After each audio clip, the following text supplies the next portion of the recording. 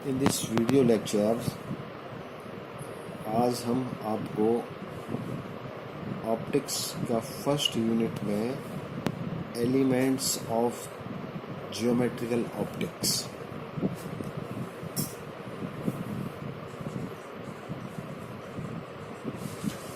Elements of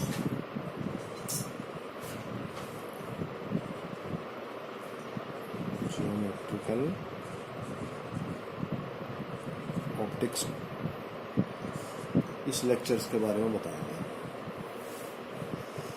तो सबसे पहले ऑप्टिक्स में हम जानते हैं, ऑप्टिक्स में हम प्रकाश के बारे में पढ़ते हैं। We read about the light को हम किस में पढ़ते हैं? ऑप्टिक्स में। ऑप्टिक्स में भी अब यहाँ दो तरह की ऑप्टिक्स हो गई, एक ज्योमेट्रिकल ऑप्टिक्स, दूसरी wave optics. Geometrical optics, geometrical optics में जैसे आपने अभी तक छोटी क्लासेस में पढ़ा होगा लाइट के बारे में, जैसे आपने रिफ्रैक्शन, परावर्तन, अपवर्तन, लेंस, मिरर, इन सब के बारे में पढ़ा हुआ ऑप्टिक्स में। तो ये सब चीज़ें ज्योमेट्रिकल ऑप्टिक्स में पढ़ते हैं हम इसको। तो ज्योमेट्रिकल ऑप्टिक्स में हम कह सकते हैं कि एपरेटस के बारे में पढ़ते हैं। एपरेटस जैसे लेंस और मिरर, प्रिज्म, और इनसे रिलेटेड प्रकाश की घटनाएं, इन सब में क्या होता है? या तो परावर्तन होता है या अपवर्तन होता है। तो ज्योमेट्रिकल ऑप्टिक्स को हम वहीं तक ही कन्फाइंड रखते हैं। इसके बाद ऑप्टिक्स का दूसरा पार्ट है वेव ऑप्टिक्स। तो वेव ऑप्टिक्स में प्रकाश के जो कैरेक्टर हैं कुछ, जैसे प्रकाश व्यतिकरण की घटना को प्रदर्शित करता है, व्यतिकरण इंटरफेरेंस, प्रकाश विवर्तन की घटना को प्रदर्शित करता है, डिफ्रैक्शन, डबल डिफ्रैक्शन, पोलराइजेशन। तो ये कुछ इम्पोर्टेंट फिनोमेना हैं। तो ज्योमेट्रिकल ऑप्टिक्स में प्रकाश क्या शो करता है? रिफ्लेक्शन,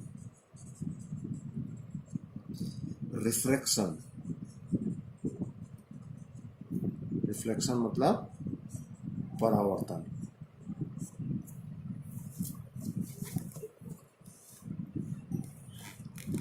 रिफ्रैक्शन, अपवर्तन। और वेव ऑप्टिक्स में प्रकाश क्या शो करता है? इंटरफेरेंस मतलब व्यतिकरण, विवर्तन,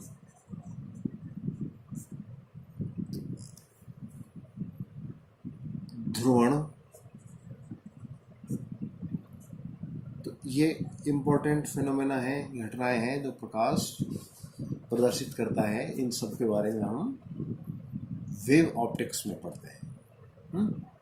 तो हम ज्योमेट्रिकल ऑप्टिक्स में आ जाते हैं दोबारा।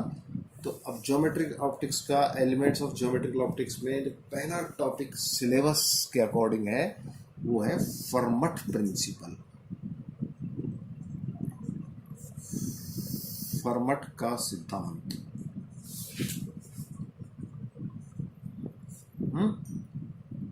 तो फर्मट एक वैज्ञानिक का नाम है।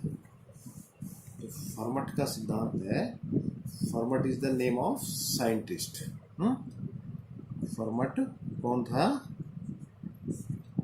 एक वैज्ञानिक। उसने प्रकाश के संचरण के बारे में एक सिद्धांत दिया था, तो फर्मट का सिद्धांत हो गया। तो फर्मट का सिद्धांत क्या है? बेसिकली प्रकाश के संचरण से रिलेटेड एक सिद्धांत है। तो अब फर्मट ने क्या बताया था कि प्रकाश जब संचरित होता है एक स्थान से दूसरे स्थान तक, तो कई घटनाएं हो सकती हैं, परावर्तित होकर के संचरित हो रहा है, अपवर्तित होकर के संचरित होता है। जैसे ये दर्पण है, मिरर है, और प्रकाश इस बिंदु से इस बिंदु तक आ रहा है, तो ये डायरेक्ट में जाकर के इधर दर्पण तक आता है और इधर परावर्तित होकर यहाँ आ जाता है। ये देखिए। और ऐसे प्रकाश मान लीजिए अपवर्तन से एक बिंदु से दूसरे बिंदु तक पहुंचता है। ये मान लीजिए एक कांच की प्लेट है, प्रकाश यहाँ से स्टार्ट होता है और यहाँ तक पहुंचता है, तो ये इस में से कांच की प्लेट में से गुजरता हुआ पहुंचता है। तो कांच की प्लेट में जब एक माध्यम से दूसरे माध्यम में गया तो क्या हुआ, अपवर्तन होता है। उसकी घटना आपने पढ़ी होगी छोटी क्लासेस में। तो एक बिंदु से दूसरे बिंदु तक क्या तो परावर्तन से अपवर्तन से इस प्रकार जब पहुंचता है तो उसके द्वारा जो तय किया गया रास्ता है, तय की गई दूरी, और कभी कभी एक स्थान से दूसरे स्थान तक पहुंचने में लगा समय, इसके बारे में फर्मट ने बताया था। तो वही सिद्धांत है। फर्मट ने क्या बताया था देखिए, तो मैं पहले बोलता हूँ, आप अच्छी तरह समझिए इसको। प्रकाश किरण जब एक बिंदु से दूसरे बिंदु तक परावर्तन या अपवर्तन द्वारा जाती है और एक से ज्यादा रास्तों से जाती है। प्रकाश मान लीजिए ये एक तल है। अब इस तल में प्रकाश यहाँ से यहाँ तक पहुँचा, प्रकाश यहाँ से यहाँ तक इस रास्ते से भी पहुँच सकता है, प्रकाश यहाँ से यहाँ तक इस और रास्ते से पहुँच सकता है, तो एक बिंदु से दूसरे बिंदु तक कई रास्तों से पहुँच सकता है। तो अब प्रकाश कौन सा रास्ता तय करेगा, इसके बारे में फर्मट ने बताया था। तो प्रकाश उस रास्ते को तय करेगा कि या तो वो रास्ता मैक्सिमम होगा, सबसे बड़ा रास्ता होगा, या वो रास्ता सबसे छोटा रास्ता होगा, या एक स्थिर रास्ता होगा। मतलब ऐसा रास्ता होगा कि उसमें बार जाने से, बार बार अलग अलग रास्ते जाने से दूरी और समय कांस्टेंट रहेंगे। तो नेट प्रकाश कौन सा रास्ता तय करेगा कि या तो तय की गई दूरी या लगा समय अधिकतम हो, या न्यूनतम हो, या स्थिर हो। तो तीन बातें मैं इसको लिख देता हूं। प्रकाश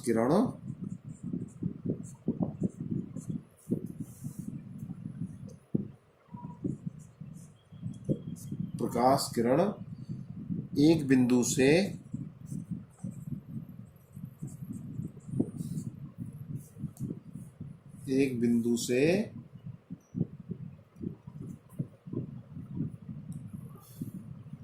दूसरे बिंदु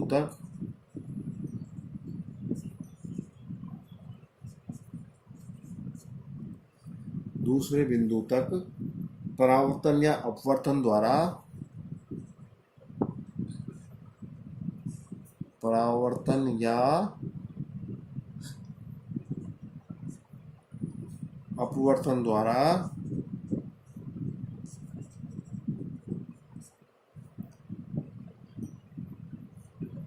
उस मार्ग से जाती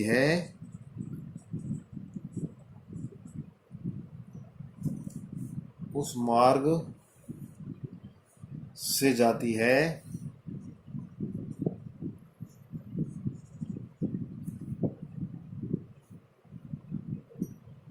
जिसमें या तो अधिकतम समय लगे, जिसमें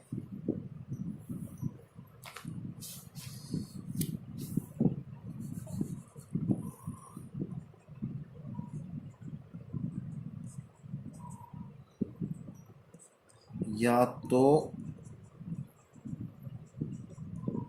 अधिकतम समय लगे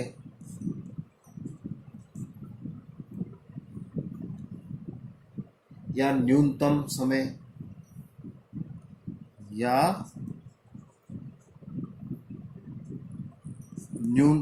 लगे। अब अधिकतम या न्यूनतम क्या होते हैं, ये स्थिर होते हैं।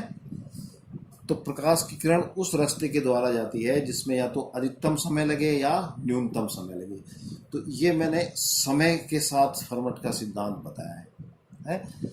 इसको दूसरे शब्दों में हम दूरी के साथ भी बता सकते हैं कि प्रकाश की किरण एक बिंदु से दूसरे बिंदु तक परावर्तन या अपवर्तन द्वारा उस मार्ग से जाती है जिसमें उसके द्वारा तय की गई दूरी अधिकतम हो या न्यूनतम हो। अधिकतम या न्यूनतम का मतलब फिक्स, कांस्टेंट है।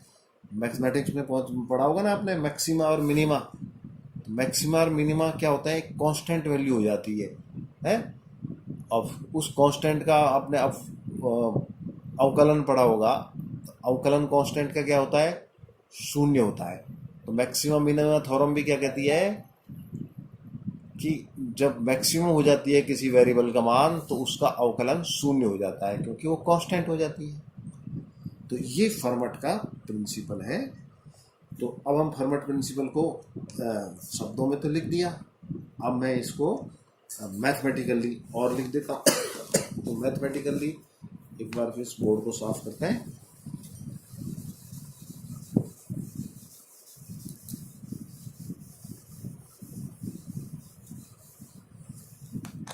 तो गणितीय रूप में क्या करते हैं कि अब मान लीजिए प्रकाश एक जगह से दूसरी जगह तक गति करता है। तो तय की गई दूरी मान लीजिए ds है, डिस्टेंस ट्रेवल्ड कितनी है, और उसकी वेलोसिटी मान लीजिए वेग कितना है। तो ये तो दूरी और v हो गई वेग। तो समय क्या हो गया, दूरी बटे वेग।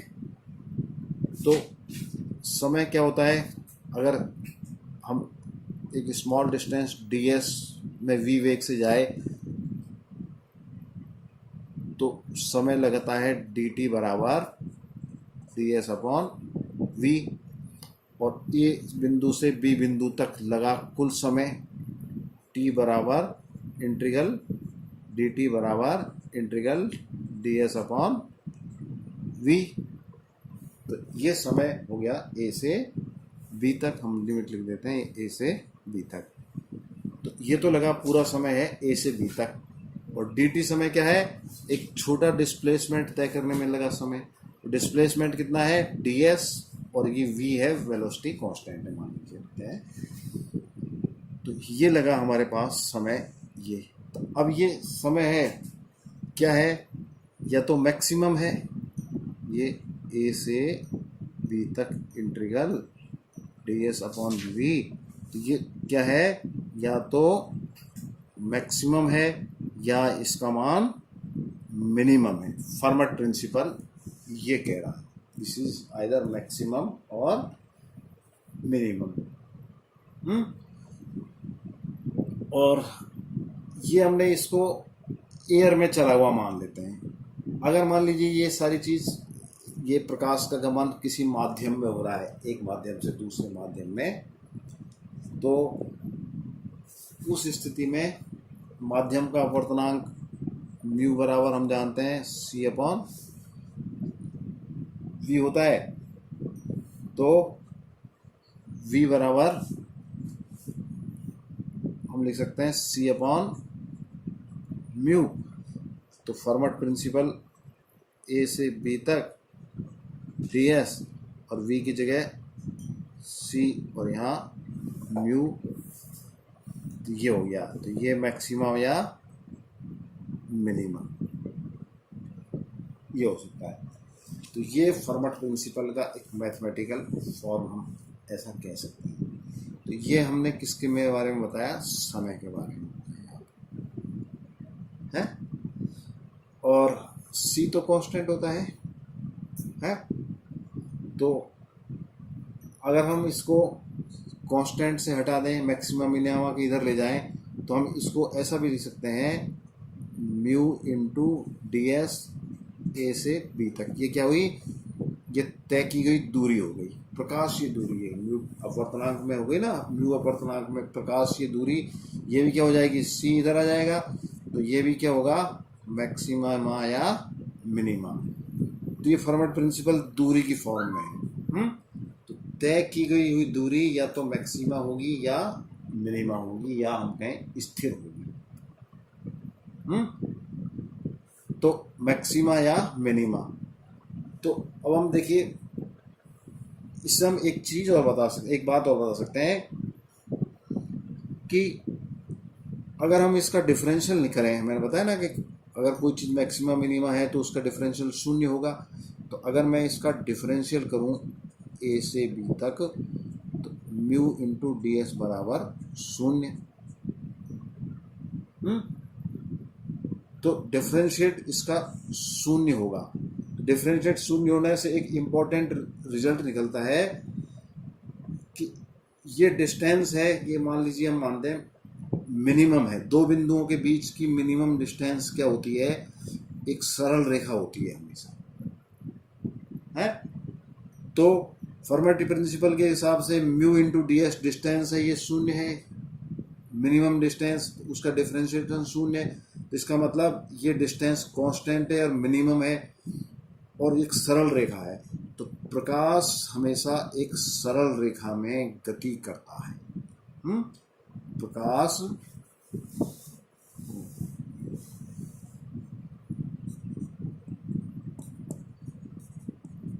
सदैव सरल रेखा में गति करता है। तो ये इसका एक वो है महत्वपूर्ण रिजल्ट निकलता है इससे। तो ये मैंने आपको आज बता दिया फर्मेट प्रिंसिपल। अब हम फर्मेट प्रिंसिपल के उपयोग निकालेंगे। फर्मेट प्रिंसिपल के उपयोग या अनुप्रयोग।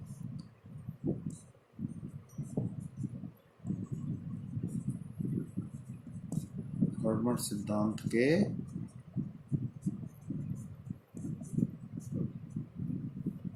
अनुप्रयोग। तो अनुप्रयोग दो होते हैं, हमारे कोर्स में है जो कि फर्मेट प्रिंसिपल से परावर्तन नियम की स्थापना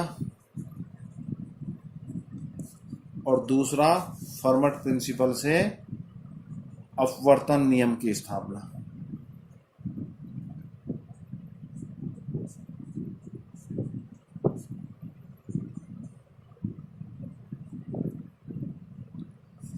तो ये हम नेक्स्ट लेक्चर में इन दोनों नियमों की स्थापना करेंगे फर्मेट प्रिंसिपल का उपयोग करते हुए। ठीक है, तो आज हमारा ये इनिशियल फर्स्ट लेक्चर था, है। तो नेक्स्ट से आप और आइए और इसमें यूज़ कीजिए इसको, है। और थोड़ी क्वालिटी और चेंज करेंगे, पहले टेक्निकल क्वालिटी वगैरह जो है इसकी। तो thank you for this lecture.